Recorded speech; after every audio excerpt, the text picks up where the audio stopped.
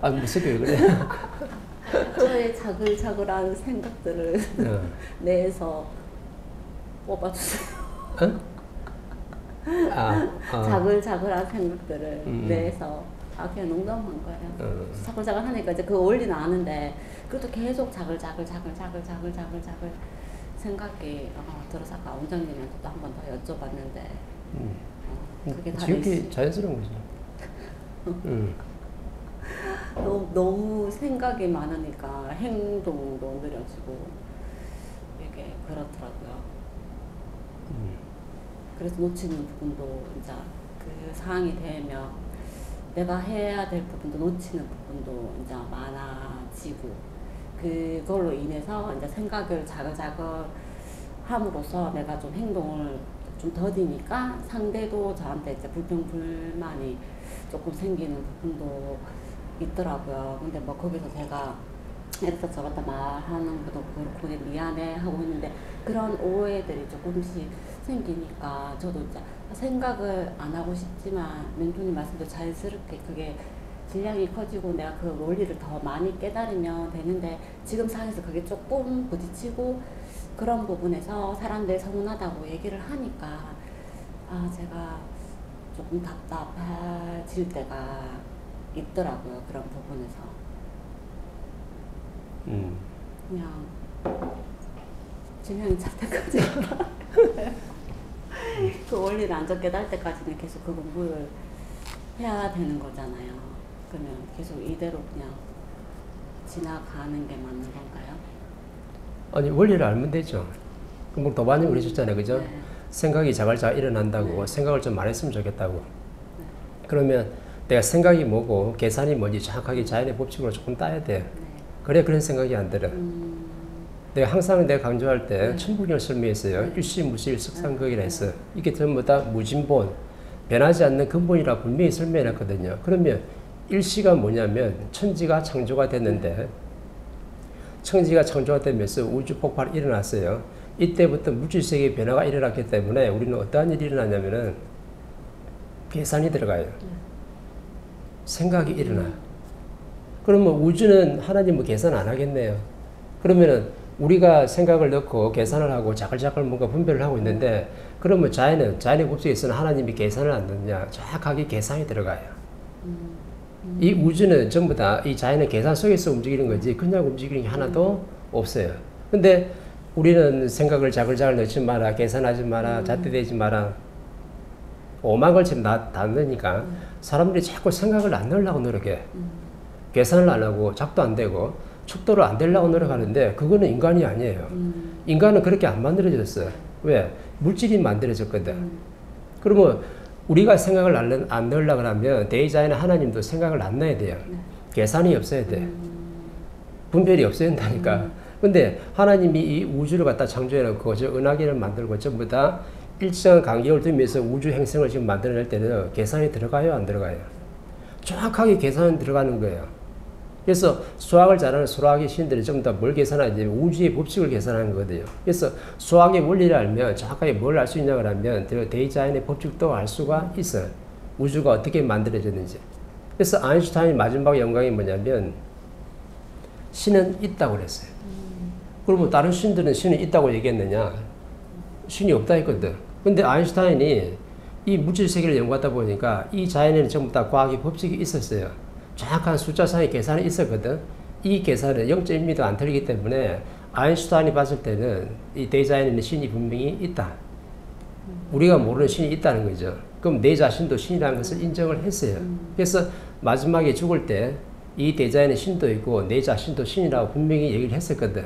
그렇기 때문에 과학에서 뭐 됐냐면 이제 배척을 당한 거예요. 왜? 과학에서는 뭐 증명할 게 있어야 되거든.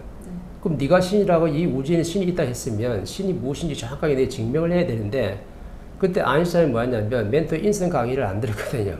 그러니까 자연의 법칙은 모르지만 뭔지는 모르지만 신이 존재한다고 분명히 생각을 했던 거라. 그죠?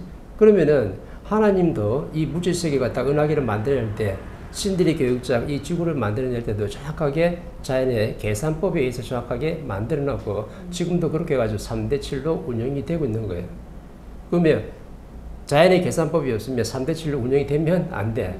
근데 정확하게 3대7의 법칙이 분명히 있거든. 이 3대7도 뭐예요? 숫자예요. 수라. 법칙이거든.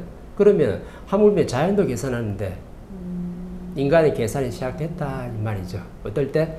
일시가 무실이고 이게 무진본인, 절대 변하지 않는 근본이랬기 때문에 이 우주가 창조되고 그 다음에 물질세계가 변화 일어나가지고 은하계가 만들어질 때까지 전부 다 뭐냐면 이때부터 진리도 시작됐고 계산도 시작되고 분별도 시작되고 잣대되는 것도 시작되고 척도를 되는 것도 정확하게 시작이 된 거예요. 시작이 안 됐다면 안 돼. 그렇게 이제 흘러왔어요. 그래서 수천 수백억 년의 광년이 흘러가지고 뭐가 만들어지냐면 저 우주에 은하계가 만들어졌어요. 우리 은하 말고 우리 은하보다도 또 수족의 더 넓은 은하계가 분명히 있어요. 그 다음에 태양계가 있고 여기 신대의 교육장 지구촌을 정확하게 만들어냈거든. 그러면은 지금 수십억 년, 수백억 년, 수천억 년에 걸쳐가지고 하나님이 물질세계를 운영하면서 뭐 하나를 지금 만들어내려고 했냐면은 인간의 육신 하나를 만들어내려고 했던 거예요. 과학자들이 지금 이걸 놓치고 있는 거라. 그래서 모르는 사람들이 설명하기에는 아이고 인생은 뭐 공수래 공수고 빈손으로 왔다가 빈손으로 가는 거고 이 육신은 전부 다 티끌만도 못한 거고 내가 잘 쓰다가 자연에 돌아가면 전부 다 흙으로 돌아가니까 이 육신은 굉장히 보잘것없다라고 사람들이 생각을 하고 있는데 절대 이거는 자연의 법칙을 모르고 하는 소리예요. 이 육신이 얼마나 대단하냐면 천지창조 통해 가지고 수천억 년이 걸쳐 가지고 이 물질 세계를 지금 운영하면서 뭐 하나를 지금 만들어내냐면 인간의 육신 하나를 만들어낸 거예요. 왜? 대우주에 있을 때 우리 자식들 신들이 전부 다 영혼의 질량이 밀도가 부족해 가지고 빅뱅을 일으켰기 때문에 그 질량을 갖다가 밀도를 채우기 위해서는 정확하게 뭐가 필요하냐면 인간의 육신이 필요했던 거예요. 왜? 인간의 육신 하나가 있어야지만이 내가 지식을 담을 수도 있어요. 왜? 생각할 수 있으니까. 분별할 수 있으니까. 증명할 수 있고 척도를 잴 수가 있는 거야.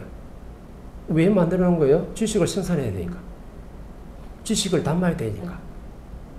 그래서 지금 이게 우주가 전부 다 운행이 된다니까. 그래서 그 어마어마한 시간을 갖다가 다 역경을 다 겪고 나중에 물질세계가 다 만들어지면서 어느 정도 마지막에 지금 만들어진 게 바로 뭐냐면 우리 태양계하고 또 신들의 교육장 지구가 정확하게 만들어 놓은 거예요. 그러면 전부 다 운행을 시키면서 인간들이 우리 자식들이 영혼신들이 이 육신에 담을 그릇이 필요하기 때문에 이제 그렇게 이제 오랫동안 살아갔던 거지. 그러면서 또 시간이 또 46억이라는 시간이 흘렀어요. 그러면 46억 년 동안 이 지구에서 어떤 일이 일어나냐면 하나님이 또 무슨 작업을 해가지고 인간들이 살아갈 수 있는 최고의 환경을 만들어 놓은 거예요. 그래서 옛날에 그랬잖아요. 다윈의 진화를 설명할 때 원숭이는 원숭이 씨앗이 분명히 있었고 침팬지는 침팬지 씨앗이 있고 닭은 닭대로 씨앗이 있고 말은 말대로 개는 개대로 정확하게 다 씨앗이 있었던 거죠.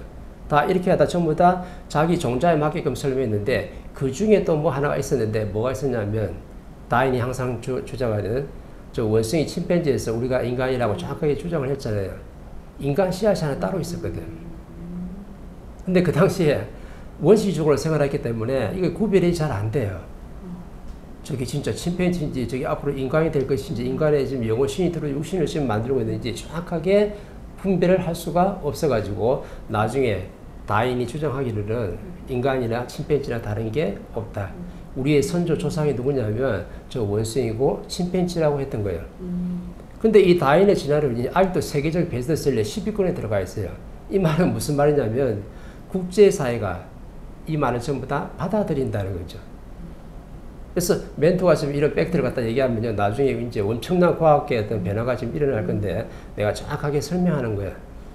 46억 년 전에 지구가 출발했을 때 정확하게 다 씨앗이 다 있었고 종자가 다 있었는데 인간의 씨앗이 따로 성장을 해가지고 나중에 언제 지금 영혼들이 전부 다 내 안에 들어찼냐면 직립보행할 때.